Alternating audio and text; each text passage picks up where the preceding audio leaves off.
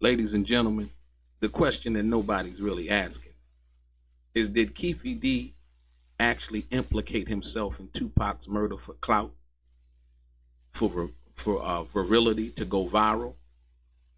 Or did he regret speaking out after he found out that he wasn't protected? That's what nobody's really asking. And I'm asking it tonight. Let's get into some of this straight game. Life is like some cards. It's not what you dealt, but how you play it.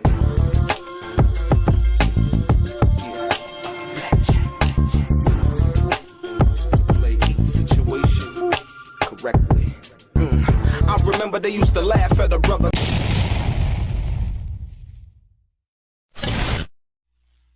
Welcome back, guys. Welcome back. It's your boy Delray Richardson, platinum artist, platinum songwriter, Straight Game TV. Thank you for tuning in. I appreciate your time. Do me a favor, click on the thumbs up button.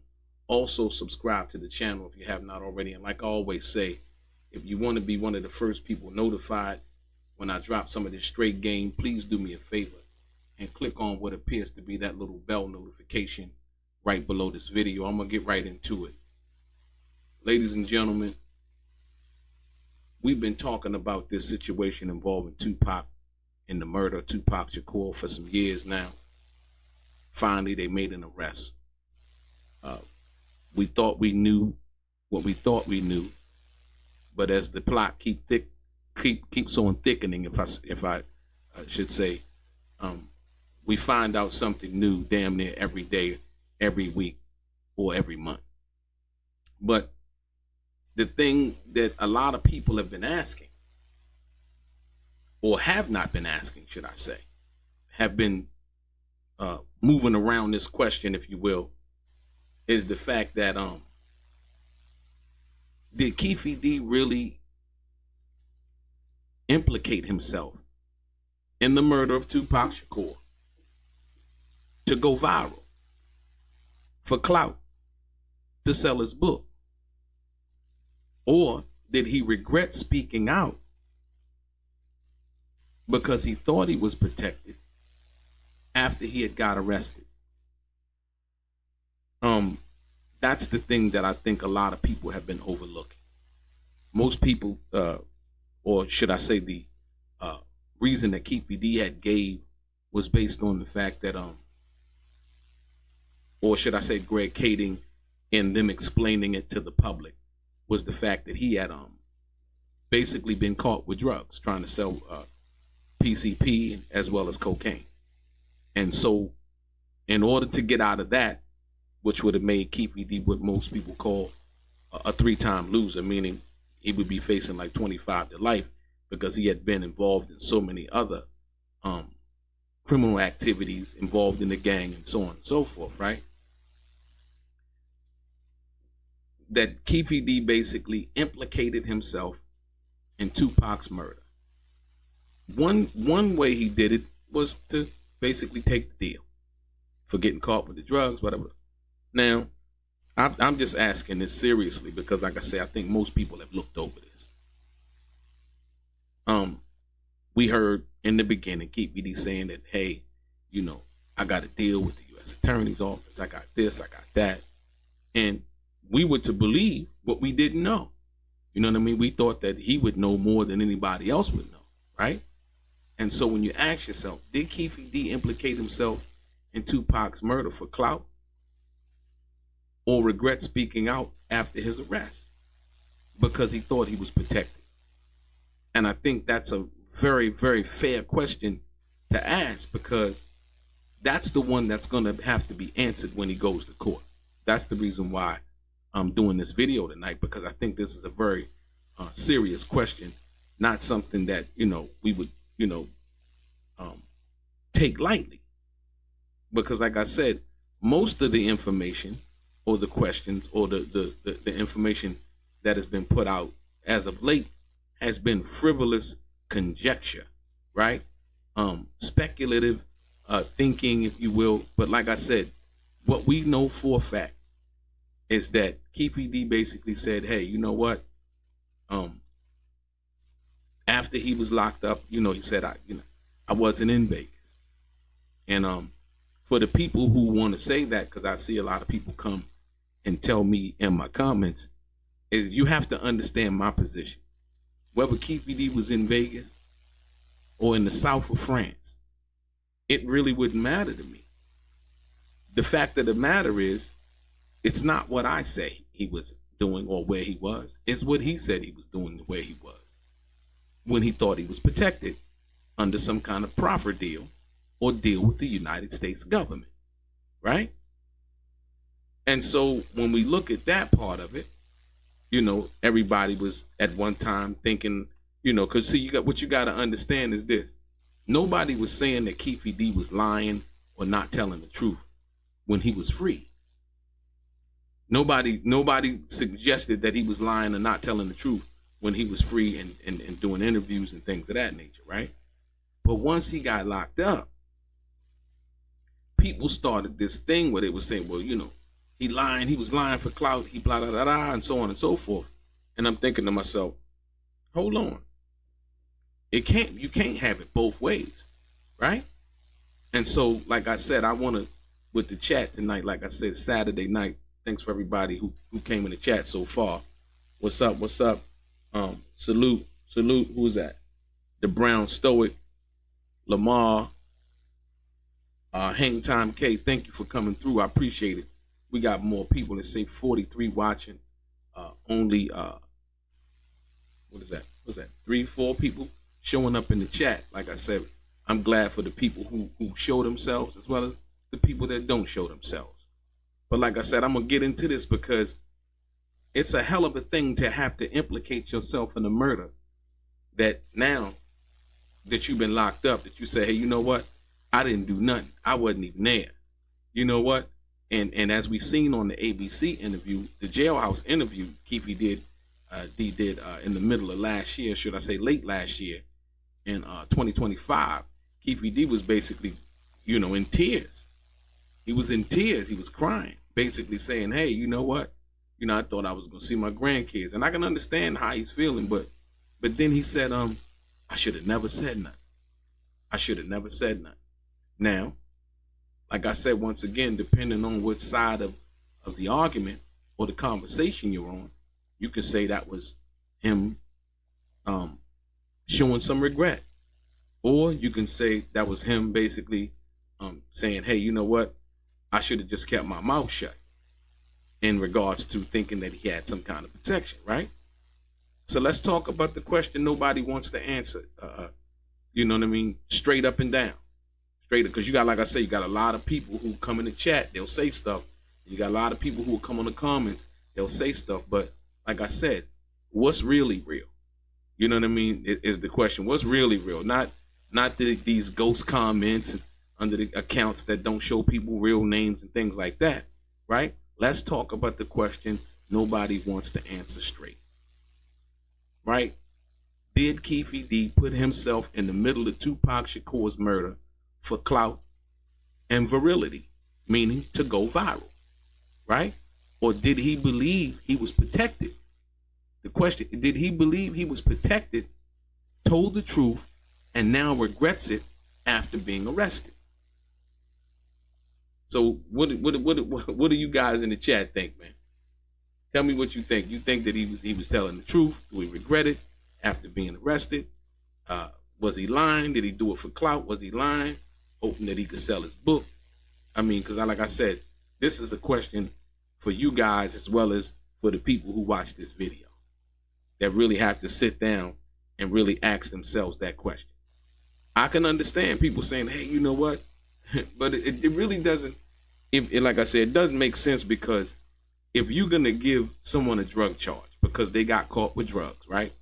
You could take the drug rap and perhaps, write the judge a letter. You can, file an appeal. You can file a motion. You could do so many things to alleviate or to relieve some of the time that you may have been given for that drug charge. But when one implicates themselves in a murder case and committing murder, not only just murder, but premeditated murder, according to the way that he explained that it went down, right? That's even worse. That's the reason why I'm asking that, you know, and so many people say, yeah, they got the Greg Kading theory, but like I said, Keefe D was a grown man who basically told the world that he was a gangster, and I'm gonna give Keefe D the benefit of the doubt. At the time that he was talking and he was free, right?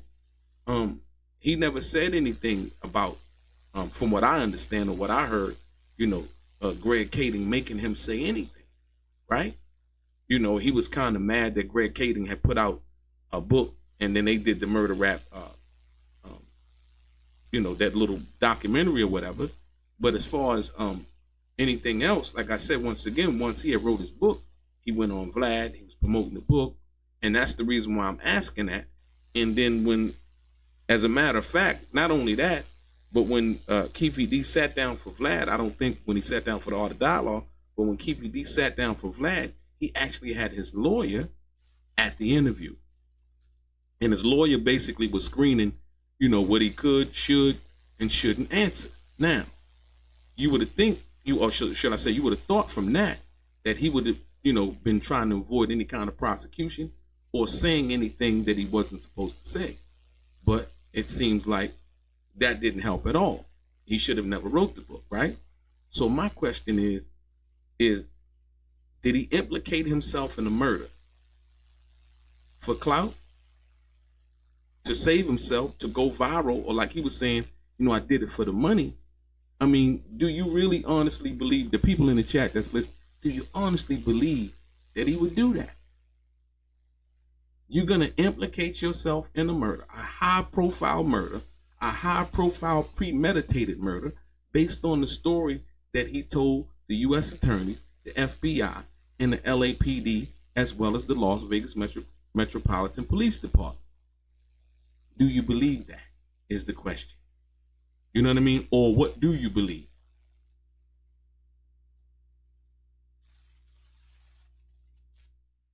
That's what I'm trying to figure out from the chat, and like I said, the people that watch the video, right? So tonight, we're gonna separate attention from accountability and storytelling from legal consequences. Like I said, we're gonna separate attention, someone seeking attention, from accountability, being accountable for what you actually did and participated in, storytelling, right? From the legal consequences of the real situation of a crime being committed and one being charged for that crime, right? So how Keefe D became the center of the story. For years, everybody knows, for years, Keefe D spoke openly on podcasts, documentaries, and in his own book about the night Tupac was shot, right? That alone is unusual, very unusual. I mean, you got to think about it. We hear like, Sammy the Bull Gravano and people like that who, basically taking deals with the government, openly taking deals with the government, went to jail, did time, came out, was in the witness protection program, and so on and so forth, right? So now, for years, Keefe D had openly, on podcasts, documentaries, and in his own book, spoke about the night that Tupac was shot, right? That alone is very, very unusual. Why would a person speak upon a murder that nobody really knew that they were involved in until Murder Rap came out, and the book Murder Rap and the little documentary came out, right?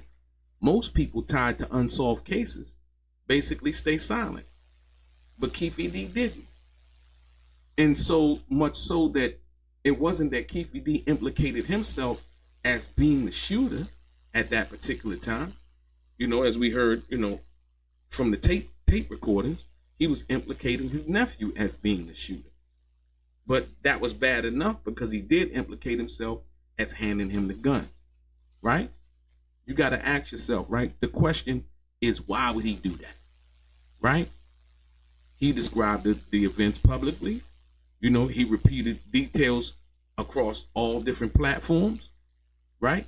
And he also monetized the narrative as well as published the book.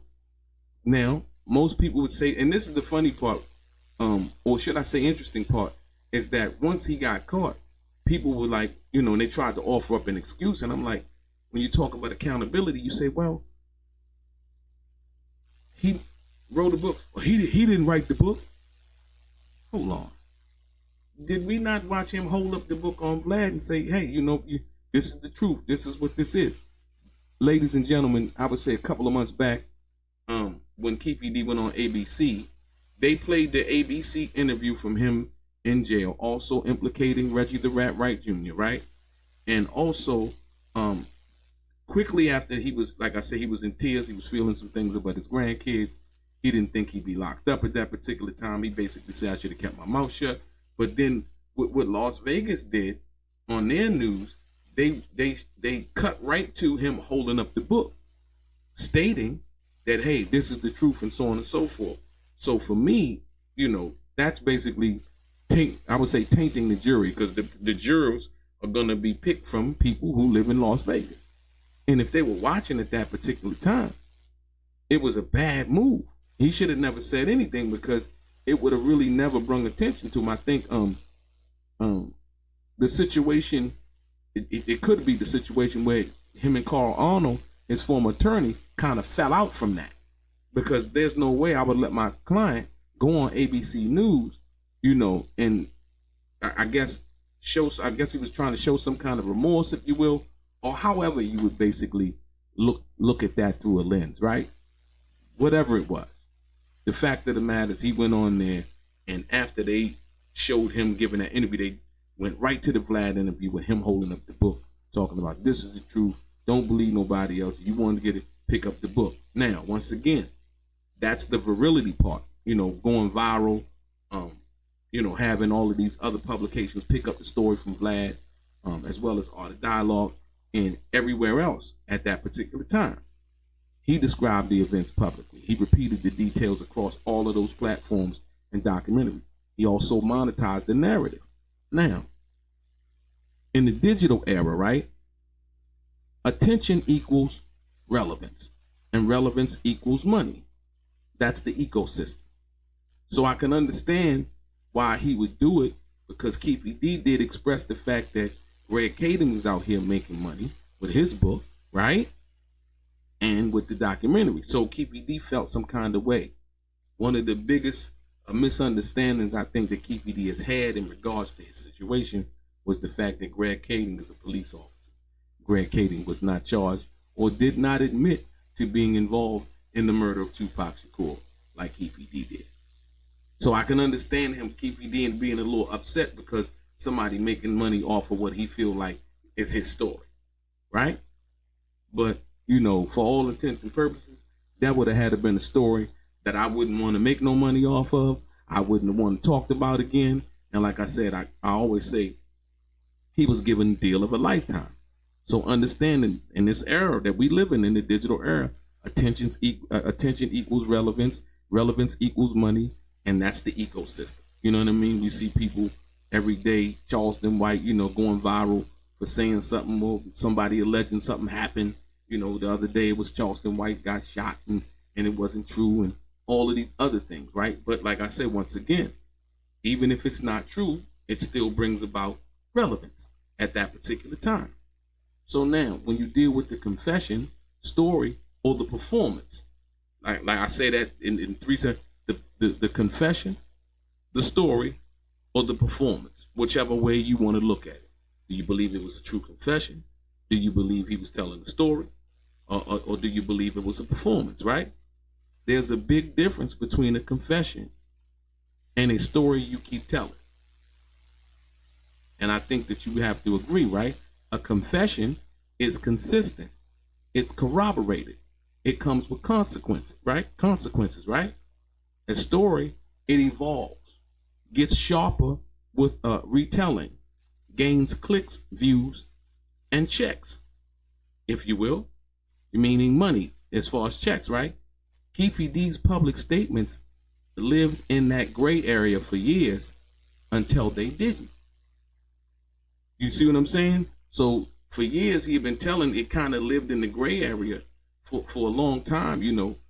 I thought it was pretty consistent at times and sometimes inconsistent, if you will, if you go back over everything he said. But like I said, I think as time went on, Keefe D grew more comfortable, about telling what happened and from his own truth. And once he thought that, hey, you know what, I'm free and clear, I could talk about this, ain't nothing gonna happen. You know what I mean? Because nothing had happened as soon as, I think most people were expecting an immediate reaction from law enforcement. He talking right now, why don't they go get him? Then you heard him talk, then you heard Greg Kading talk about, well, why is Las Vegas not, arresting Keefe D and blah, blah, blah, and so on and so forth. Because Greg Kading knew what we didn't know. At that particular time, Greg Kading knew that Keefe D had spoke to the Las Vegas Metropolitan Police Department and the fact that they did not give him any kind of deal. That's what Greg Kading knew that the public didn't know, right? So that's why he was saying that openly now that I could look at the totality of the situation. That's why Greg Kading was going public basically saying, why are they not locking Keefe D up? Why are they not doing this? Why are they not doing that? Because Greg Kading knew that Keefe D had talked to Las Vegas and told them everything about the murder. After telling Greg Kading, United States Attorney, and the FBI agents about the murder. You see what I'm saying? And so that's why, it kind of lived in that gray area until it didn't, right? So when we talk about the law, what I mean? We could talk about the gist of talking about it, but when talk meets the law, when a person is giving up information, and they're talking on YouTube versus it meeting the law, because there is documentation of him basically stating what happened with Greg Kading, documentation as well as audio stating what happened with Las Vegas. And so for what we didn't know, and most people asked the question, even Tupac's father, when I interviewed him on the Art of Dialogue, he was like, well, what do they know different than they knew back then in regards to Keefe D? And I could say really nothing. And that would be the same thing. I can understand why Mr. Garland, Billy Garland, Tupac's father, was asking that question, because it really wasn't anything different. The difference was the time. The difference was the deal that Keefe D thought he had. Once again, he had wiped that deal out by speaking out. So now, not the United States Attorney's Office, but Las Vegas could now act, and they did. A grand jury was convened. Keefe D was indicted and arrested. So most people are like, well, why it took so long? That's why it took so long. They agreed not to prosecute. He basically told them everything that happened. They were happy with that. You know what I mean? And they thought it was going to die down. Listen to this. You got to understand what I'm going to say. Las Vegas thought that after Keefe D had came and talked to them and told them what happened, understanding the deal that he had with Greg Kading in the United States Attorney's Office, that everything would die down. Right? So, but it didn't. When Greg Kading put out that murder rap and wrote the book, it brought it to life, because the world did not know anything about a confession, anything about a tape confession. You understand what I'm saying? Once they learn that, oh my God, here comes the public scrutiny, here comes the understanding, who's this Keefe D guy, blah, blah, blah. And then people start to find out, slowly but surely. Keefe D then gets mad. He's upset. You know what I mean? And so then he begins to write his book. Now he comes out with it that Greg wrote a book, I'm gonna write a book. But little did he know and understand that he wasn't supposed to write a book. He wasn't supposed to go on any kind of platform. Because when he did that, he opened himself up to the prosecution from the Las Vegas, or should I say, the state of Nevada, and the city of Las Vegas, right? And that's what happened, right? So when talk and conversation, meets the law, that's why I'm giving the title, did Keefe D implicate himself in Tupac's murder for clout, right? What do you believe? And people who are listening right now, most people always tell me, they say, Delray, well, if you believe in Greg Kading, I don't believe in what Greg Kading. I don't believe nothing in Greg Kading. You asking the wrong question, because I talk about the facts of the matter does not mean that I believe in anybody stating anything. These are the facts. The fact of the matter was Greg Kading put out a book and documentary. Keefe D got upset. He even said it on Vlad, right? They're capitalizing off his story. So he wanted to feel like he could do it too, right? But what he miscalculated was the fact that when he went to talk to Vegas, he had no deal with them. And that's why Greg Kading was saying what he said. So now, when his conversation, not just, you going on these platforms and you doing all of this, now he opened himself up to prosecution from Vegas. And Vegas was like, oh, all of these clips and things are going viral. I did the interview with Billy Garland on the Art of Dialogue, and that went viral. That one clip went viral. And it was like, Las Vegas was like, oh shit, this is not gonna die down. And like I said, Tupac's father had never spoke out with anybody in regards to, from what I understood until we did the interview on the Art of Dialogue, he had never spoke out to nobody. And so when he spoke out, it was like, oh, Billy Garland is a former Black Panther. You see what I'm saying? So, and like I said, very intelligent guy. And, even though Afeni was no longer here, his father was still alive and he still had other family members. So understanding what that was, it was shortly after we did that interview on All the Dialogue that he was arrested. I was like, wow. You know what I mean? And so, like I said, once again, and I believe that the last interview that Keefe D ever did was on the Art of Dialogue. It was a few days after he did the interview that he was arrested, right?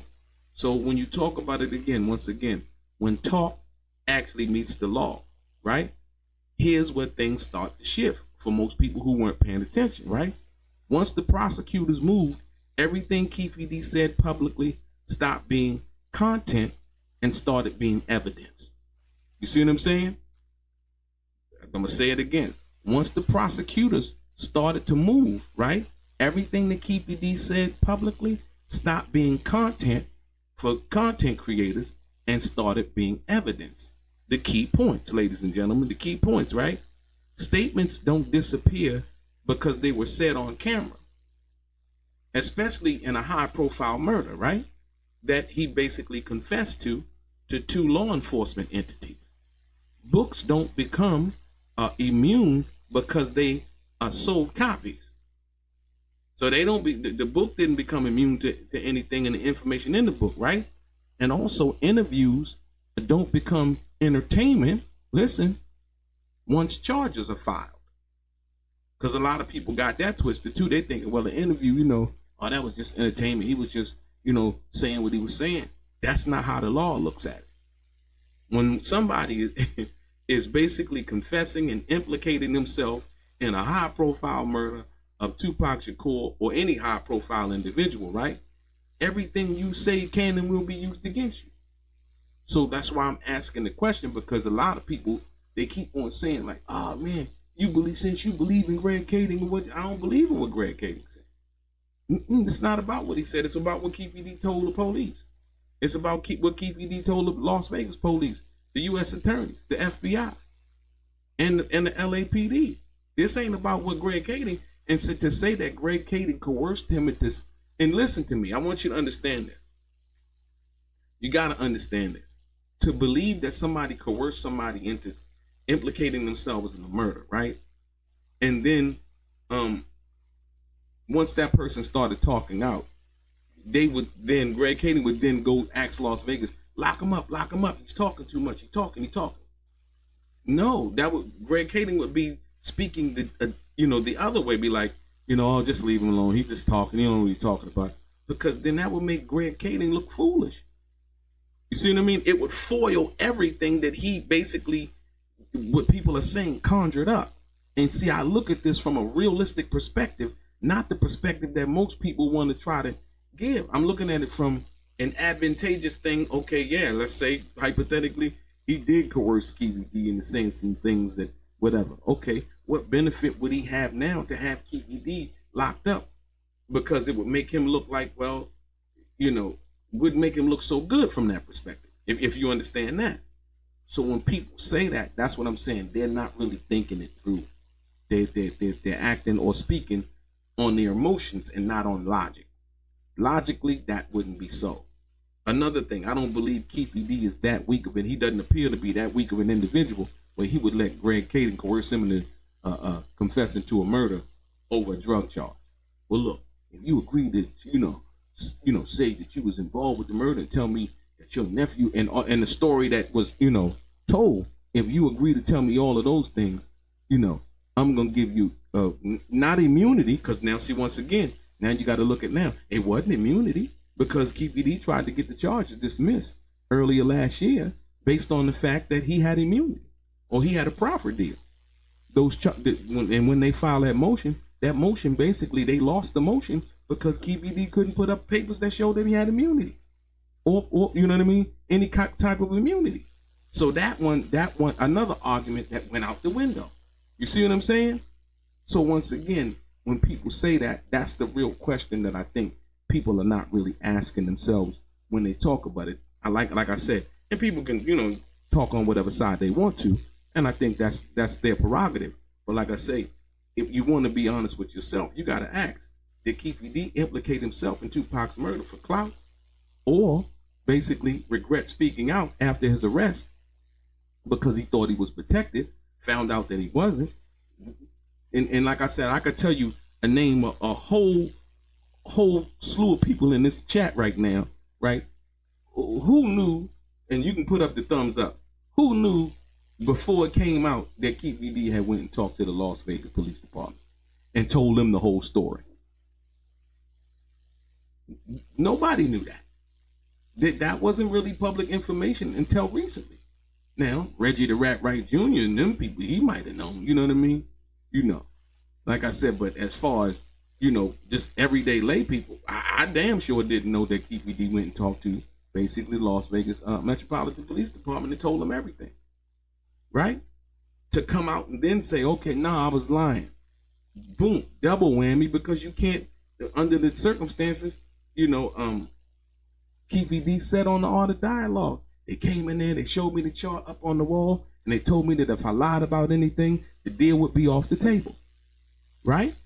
He said that on the Art of Dialogue. If he lied about anything, that the deal would be off the table and everything would be off, right?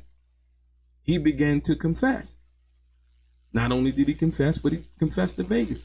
And so when he said that he wasn't there, I was like, wow. He said that he wasn't there, but I heard a part of the tape where basically he said that they had played it on one ABC, one of the news. They played the part of the tape where the detective asked him, so when you were in Las Vegas, this was Las Vegas Police Department asking him this. So when you were in Las Vegas, where did you stay?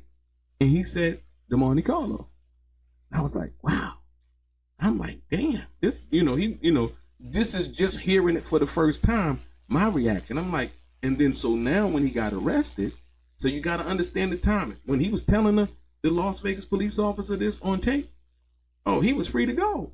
He gonna sit down, tell him everything happened, and after that, he was gonna walk out the police station and go on with his life, because he had a deal in place with the U.S. Attorney's Office that the Las Vegas, or the state of Nevada and the city of Las Vegas was respecting at that time. You see what I'm saying? So once he told him that, so that's a different timing. He telling them that after him and his lawyer, then he can walk on and go free, right? Versus now, when you caught, it's like, oh, he's saying I wasn't even in Vegas. Well, it's a different circumstance, because now you under arrest for the murder or being involved or being complicit in the murder of Tupac Shakur. Now it's like, I wasn't in Vegas. I wasn't there. You know what I mean? Two different circumstances. Now you got the cuffs on you. And the other one, when you told him where you stayed and you was in Vegas at that time, after that interview, you were free to go. So this is the thing. And like I said, a lot of people, when they talk about this, they're not really thinking logically about the situation. So I'm asking the chat and the people in the chat that come to listen, what would be the benefit of Keefe D implicating himself in the murder of Tupac Shakur? What was the benefit? Because him saying that, now coming out and saying, hey, I lied, I wasn't there anyway. Well, if there was any kind of agreement, then that deal would be off too, and now you could be prosecuted for the drug. So it's a double whammy either way. He might as well have just said, hey, you know what? I'm gonna keep my mouth shut and I'm gonna take this drug charge, and maybe, well, I wouldn't even say maybe, he'd be out of jail by now for the drug charge without implicating himself in the murder of Tupac Shakur, if you understand what I'm saying. So he might as well have just kept his mouth shut. But now, as it looks at what it looks like, he now can still be charged with a drug charge and now be charged for the Tupac murder. That's a double whammy. Like I said, and anybody thinking about it, it doesn't make sense, right? Like I said, the internet doesn't forget, but prosecutors remember. You got to understand that. The internet doesn't forget, but prosecutors remember, right? Now, the question is did Keefe D think he was protected, right? One of the biggest questions, ladies and gentlemen, one of the biggest questions is whether Keefe D believed he had immunity, or whether he understood, or whether he misunderstood, should I say, how limited any protection really was. And I'm going to say that again. One of the biggest questions is whether Keefe D believed he had immunity, or whether he misunderstood how limited any protection really was. The possible motivations. What could have been the motivation, for him talking, right? Belief, listen, and this is it. He believed that prior agreements covered him. And I believe that is so because he had said it so many times. He said it on the Art of Dialogue. He said it on Vlad. He said it on other platforms and documentaries. He wouldn't have been speaking out if he didn't. We're talking about murder, y'all. We're not talking about, selling dime bags of weed, or, getting caught for a drug charge, or whatever, ever, you know what I mean? So, like I said, what other possible motivations could he have had, right? Right? The assumption that time had run out, that the statute of limitations, I wouldn't think that he would think that, but that's one of the possibilities, if you will, is that the statute of limitations have run out, right? Also, confidence built by years of no consequences. I'm going to say that again. Confidence built by years of no consequences. And that's what I was talking about in dealing with the interviews that he was doing. See, immediately, nothing happened. He was out talking for a while. And as time went on, like I said, in the first interview that he did with the Art of Dialogue, Art of Dialogue had asked him about the Diddy thing and being hired by Diddy, and allegedly having something to do with the murders, and or being hired to do something. And Keefe D was smiling. He was like, nah, man, that didn't happen. Like I said, he didn't really know, like I said, or probably wasn't familiar with art. He didn't really understand where that was coming from. But as the interviews continued, he opened up and he started telling, really what happened, based on the fact that confidence, before he wasn't confident, right? When he first started doing the interviews, I'm going to show you a pattern. Look, check out the pattern now. He did Vlad. He had his lawyer with him. Remember? He did Vlad. He had his lawyer with him. Keefe D would say something. The lawyer would be like, nah, I can't answer that. Vlad would ask him something. He would be like, nah, just go pick up the book. I ain't gonna talk about that. Pick up the book, right? So now, like I said, I don't know when he did the first Art of Dialogue interview, or did he have a lawyer with him? I'm not sure of that, right? But once again, after a while, Keefe D didn't have his lawyer with him. And like I said, that's the reason why I say the possible motivations of him speaking up, belief that prior agreements covered him. He said he had an immunity agreement, assumptions that time had run out, statute of limitations. And the last one is the most important one, right? Confidence built by years of no consequences. So once he felt like, hey man, I'm talking, ain't nobody, they ain't come and lock me up, you know what I mean? Ain't nobody come knock on my door and say, hey, you gotta be quiet. He felt like he could keep talking, right? And so, like I said, but most important, people don't understand, confidence without clarity is dangerous. You feel me? I'm gonna say it again. Confidence without clarity is dangerous, especially in criminal law.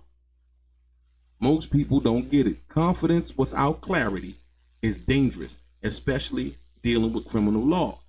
And so, like you say, you deal with the other aspect of the situation. You deal with, viral fame versus lifetime consequences.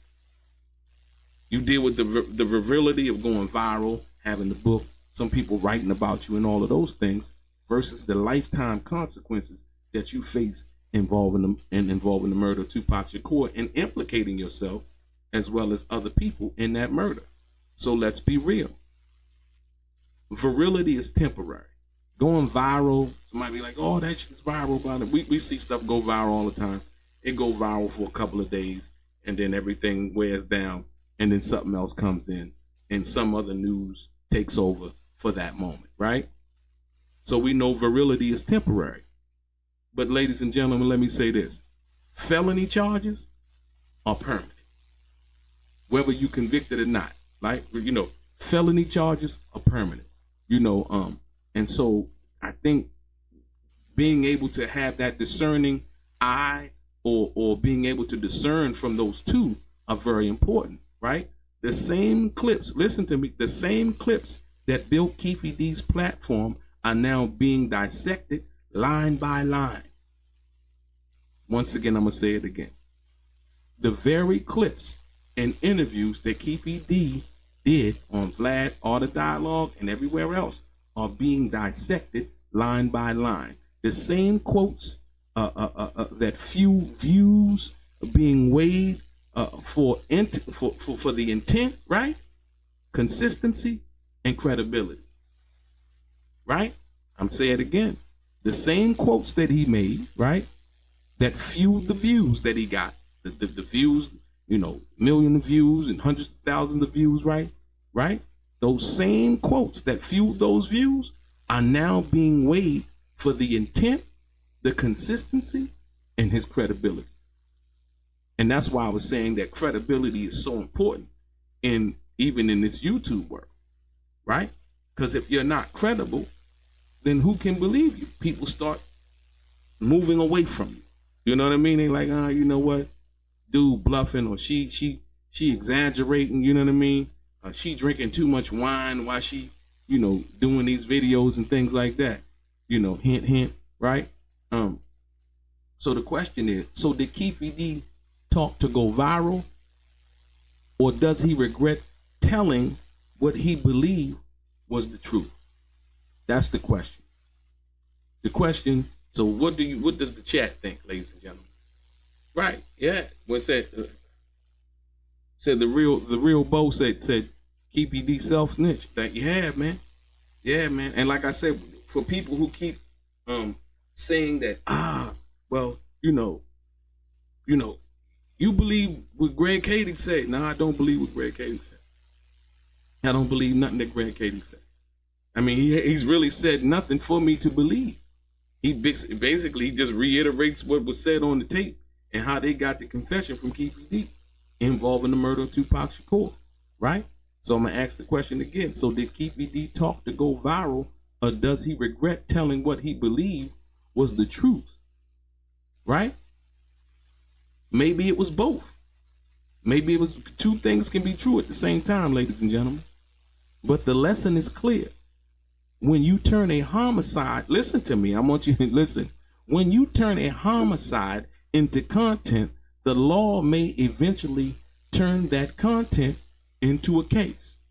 I'm going to say it one more time. Because like I said, a lot of people, they say things. When you turn a homicide, and this is what I was trying to say, implicating yourself in Tupac's murder for clout, or talking about it as if it was a casual Sunday, stroll in the park with a blanket and a basket and fruit and whatever you want to call it, right? When you turn a homicide into content, the law may eventually turn that content into a case. And it seems like that's what basically happened, involving this situation with Keefe D. And so, like I said, this is the number one question that's going to be answered in that courtroom in August. This is going to be the fight. The fight between intent, consistency, and credibility. Intent, consistency, and credibility. And like I said, once again, and it's basically going to be who the jury believes. who the jury believes. And they're gonna play those interviews. They're gonna play they're gonna have evidence from whatever that was in that brown box that Keefe D got mad about in that hearing. You know what I mean? He said they got that from Greg Kading. You know what I mean? Well, once again, you know, that's gonna be a fight too. You know, whether that whatever's in that brown box is admissible in the case. You know, best believe, you know, if Keefe D lawyers are smart, they're gonna definitely try to, you know, file a motion to suppress that evidence or get it thrown out or whatever. But it based on how the evidence was obtained. So that's gonna be a fight in itself. More importantly, like I said, once again, it's gonna be based on intent, consistency, and credibility, ladies and gentlemen. Yeah. Hey, JD 66071 say he wanted to be famous, but instead became infamous. Yeah. Yeah, like I said, you know, some stuff you gotta just let it die. Carla Shepard, what's happening? Always in the pleasure. Carla Shepard says she think it's both. Yeah, and I was thinking about the same thing, JD 6071. Like a lot of the rappers, you know what I mean? Like they talking and it's like, I listen to them rap. I'm like, man, they talking about, yeah, I got bricks, I got this, I'm doing that. I'm like, dude, you know, I don't know if that's worthy of getting a wiretap, but you know, basically, you know, they telling on themselves. You know what I mean? If you are in any kind of street activity or illegal activity, you know what I mean? It's definitely not the place to be putting it in your song. But like I said, you can't tell nobody nothing. They know what they know or know what they think they know, you know? So like I said, ladies and gentlemen, we're gonna see what happens, man. But you know, that's the question. And you're gonna see it, like I said, when come August, right? You're gonna see that you know, everything go to trial, or like we anticipate. That's gonna be the number one question. Did this guy implicate himself in Tupac's murder for clout, or regret speaking out after his arrest based on the fact that, you know, he talked too much? And like I said, what kind of led me to believe that was the interview that he did with ABC News when he was crying. And like I said, at the end of the interview, he basically said, I should have never said nothing. But like I said, it's too late for that now.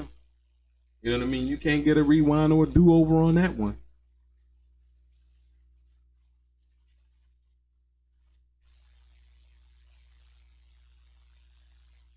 Yeah, like I said, North Memphis 48 said Choke No Joke said he got all the facts. Like I said, I'm not even going to talk about the Choke No Joke situation no more, because at this particular point, it's not even worth talking about. You know, once he put out the fake video and then was like, prove it's fake. Like, you know, now it's like these mental psychological gymnastics. I don't really do that. I don't do manufactured information and nothing like that. I don't need to go viral. I don't need you to like me that much. You know what I mean? You know, to just keep it up and keep it 100. You know what I mean? Like my partner, he used to say, he said, man, you ain't got to lie to kick it. You know what I mean? We kicking it, man. We ain't no reason to be lying. You know what I'm saying? We amongst us. Everybody around here is cool. Everybody's good. You know, we don't need to tell each other any kind of lies. And so that's kind of what I live by. You know what I mean? Old head told me that one time. He said, man, you ain't got to lie to kick it. You know? Sometimes you got it, sometimes you don't. And that's just life. You know what I mean? Everybody ain't always up. You know? But when you do get up, like I said, once again, more than having money and all of the other things that come with that, is you must have some kind of integrity and credibility. You know, it doesn't really matter. It don't. So, right?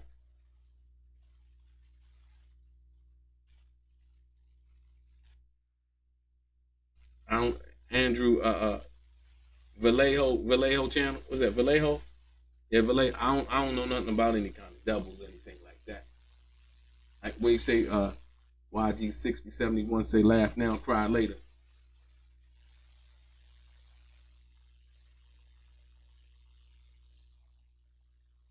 Yeah, they postponed the case, Chris.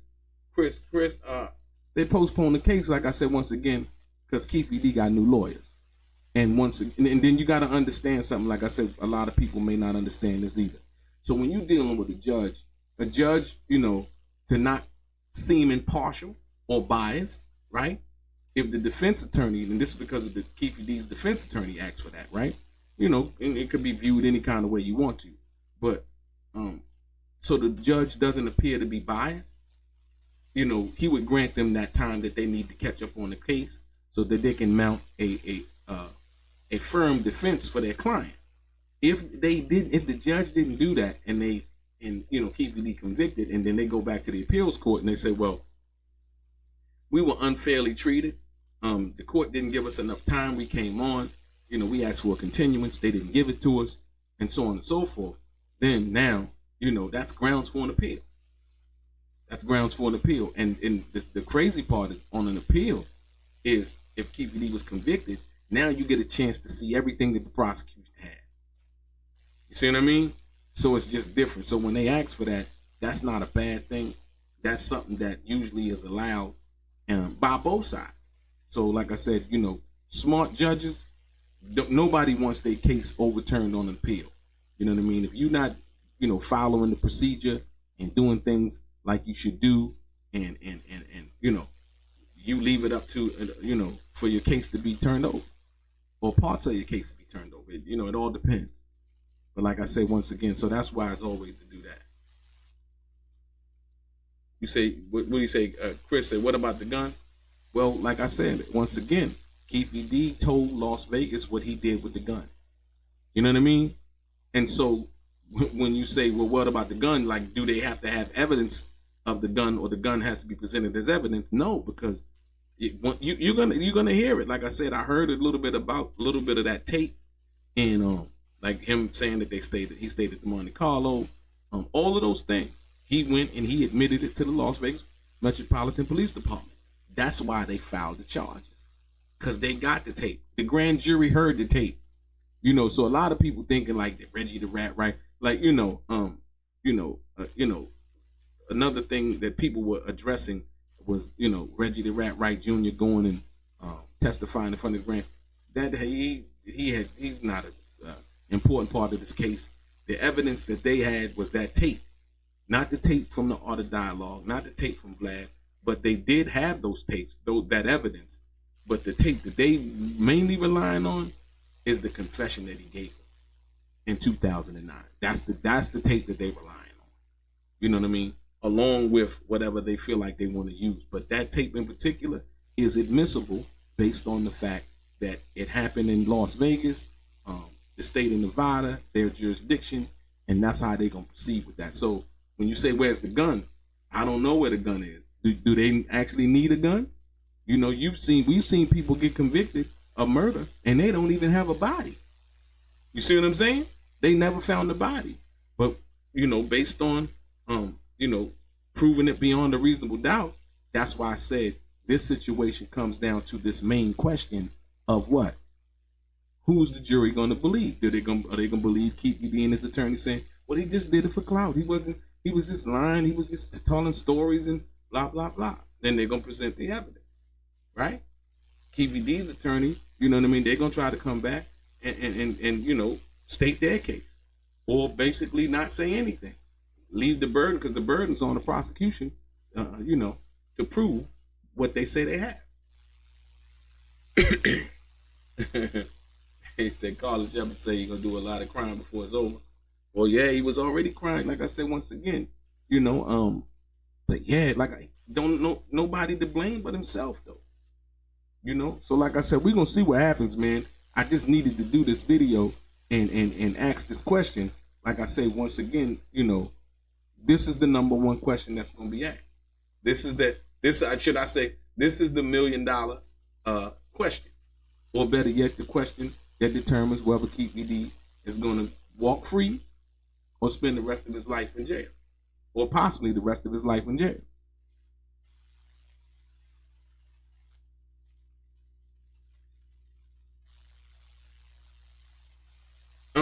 The situation with what you say, the situation between Daz and Snoop and Dre, it's business, it's music business, right? But from what I understand, it's not that. Like I said, you know, Daz basically explained it better than I can explain it, because this is his business. You know what I mean? So if you want to really peep that out, you know what I mean, I think you should go over there and watch some of Daz's videos on his channel.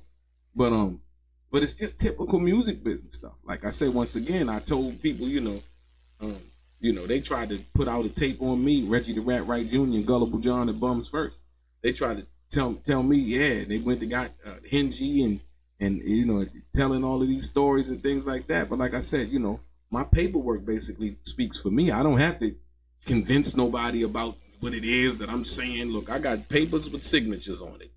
And the information on the paperwork basically says what it says, and everybody signed their signature. Everything else, what people are saying, is irrelevant. Like I said, contracts speak, all of that other shit gets put on hold. All that other shit is on hold. Yeah, you can sit there listening and, and kumbaya with the moment and all of that, but at the end of the day, what the court respects, and I'm going to go back to the Keefe D case on this, watch it. What the court respects is documentation, right? Okay. Keefe D last year filed a motion, charges to get the Tupac murder charges dismissed, right? That motion was denied. Why? Because Keefe D did not have the documentation saying that he had immunity. If he did have that documentation saying that he had immunity, Keefe D would have been home. That's what I'm talking about documentation speaks volumes. All of that extra talking about what somebody's saying about because they said this, that, and the other. Yeah, that matter in certain circles, but I'm talking about where it really matters, where you can go up in somebody's, collect your money or, adjust the paperwork or make something happen, is when you got documentation. So like I said, the Daz, Snoop, and Drake thing, I think it's just a matter of business. And back in the day, like when they were doing Death Row and all of those things, I think Daz spoke on it a little bit more eloquently than I can because his situation is different from every other situation. Each situation is its own individual situation. So my recommendation, go over there and listen to what a couple of videos that Daz was talking about, from that perspective.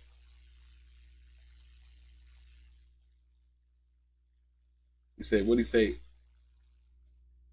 Assad Marley. What's up, Assad Marley? What's happening? Say Keefe D don't just don't seem smart enough to put together this hit on Tupac. Dude barely can chew gum and walk at the same time. Once again, we've seen children, make a mistake and shoot a gun and shoot somebody. So I one thing I never do is I never underestimate people. You know what I mean? And I think that would be wrong, Assad, for anybody to underestimate anybody. You know what I mean? So it's not put it together. When you go back and you think about what happened, it was a crime of opportunity mixed with a lot of other stuff that we don't know yet, according to Keefe D, according to Suge Knight, right? In August, I believe it's August 10th, August 11th, when the trial begins, we're going to see what actually everybody knows and what happened from that perspective. And if there's more to be revealed, hopefully we'll be informed about what more is to be revealed. See, I don't claim to know everything about the situation because I don't. You know what I mean? I don't think nobody does. The only people that really knew were the people that were involved, And so, once again, that's the reason why I say that one must reserve the right to reserve, their judgment about that, right?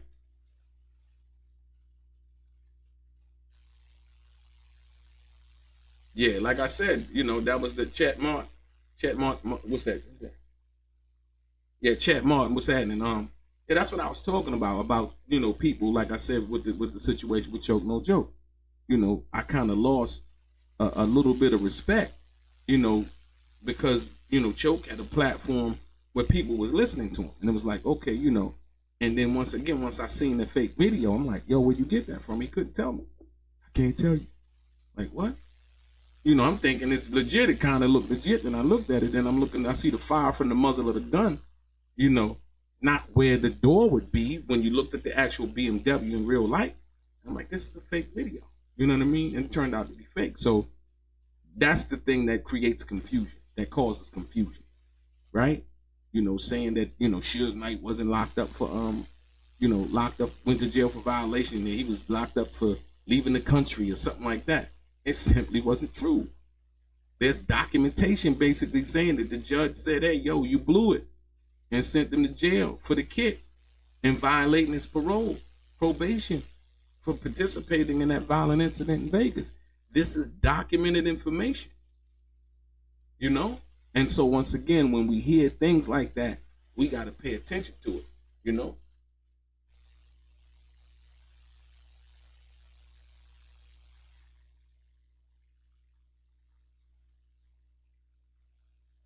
Who's that? Mitchell 5812. I appreciate that. Like I said, once again, you know? And so yeah, like, you know, when you think about the situation in Vegas, like I said, and you know, Keefe D saying some of the things that he said, you know, like the Foxy Brown situation. Keefe D implicated Foxy Brown. Keefe D implicated a few people in a few other incidents, right? Once again, I don't know whether Foxy Brown was in Vegas or not. I don't. Don't nobody know. You know what I mean? You know, like I said once again, and so, you know, we're gonna have to see what it is, how it is, and why it is. And like I said, hopefully Tupac ends up and his family and the people that care about him, the fans and all of that, hopefully they'll, you know, get some semblance of justice after all of these years. It's been 30 some odd years. You know what I mean? So, like I said, I would never, you know, put nothing past nobody from that perspective. And when you think about just how, you know, conniving some people can be, this, you know, this the whole situation. People lie, and you know what I mean. It's just crazy about dumb shit. It's I don't know. It's crazy to me, man. It's crazy to me. Like I said, you in living life, you have to live life to really understand where I'm coming from, and be like, okay, cool. But like I said, we're gonna see, y'all. Did Keefe D implicate himself in Tupac's murder for clout? You know what I mean, for money, and then regret it after he found out that he really wasn't protected, and once he was arrested, and everything came out, or could it be both? Like I said, I think it was both. It said choke once clicks. Yeah, like I said, I'm not even dealing with the choke. Like I said, once again, Choke No Joke lost me when he did those things, and I was like, wow, you know what I mean? Despite, you know, me helping him out. Like I said, I ain't even gonna say how I helped him out. It doesn't even really matter because I ain't help him out to search for kind of recognition for that. You know what I mean? You know, yeah. But more importantly, like I said, this Keefe D thing, man, you know, just be careful, like I said, when you take the information that and you hear people talking, man, just be careful who you listen to. And I mean, because I know everybody don't have time to go out and, you know, do the research about it, like I said. So anything that I come across that I feel like is vital or substantive that, you know, keep you up on your game, you know what I mean? I'm gonna give you some of this straight game, like I said. So I appreciate everybody coming through. Carla Shepherd, what's good? Fatima in the building. Always a pleasure, Fatima. Like I said, ladies and gentlemen, your boy Delray, straight game. They said Tupac was untouchable, but behind the walls of Rikers Island, he was just a man, wounded, watching his back, and wondering who he could trust. He survived bullets, betrayal, and isolation behind bars. But what happened inside those walls has never been told until now. In the darkest corner of Rikers, he found betrayal and a brotherhood no one saw coming. These dudes smiled in my face, then flipped and tried to kill me, and I never saw it coming. They were Puff's security, Biggie's muscle, Henchman's people, and Tupac knew exactly who sent them.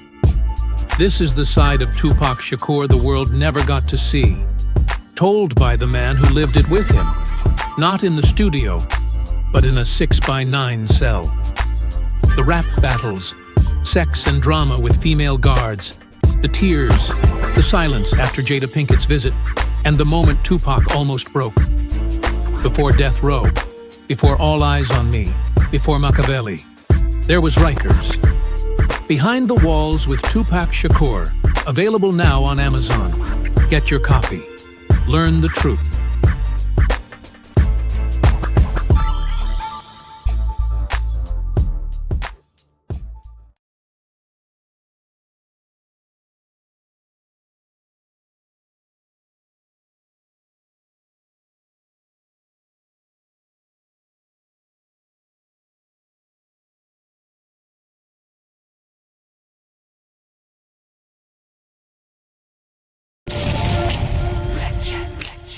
Life is like cards.